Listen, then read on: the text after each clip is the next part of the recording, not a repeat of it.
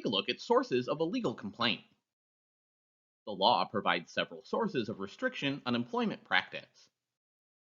The U.S. Constitution contains a few clauses that have been interpreted as authority for federal legislation concerning workplace issues.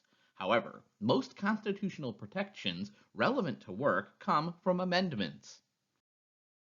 State and federal laws can be passed, amended, or repealed by legislative bodies.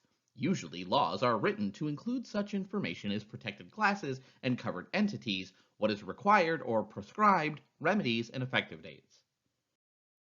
Federal agencies issue formal documents asserting how a law will be interpreted and what it requires.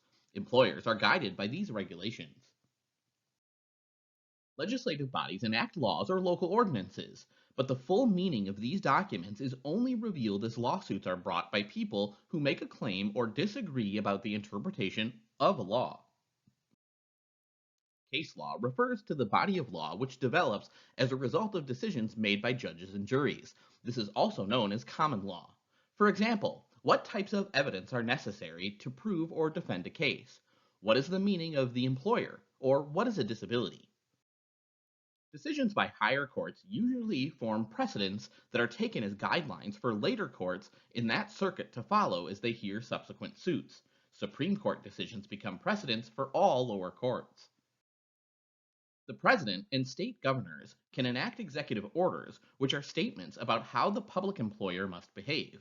An executive order affects only the government employer headed by the elected official enacting that order.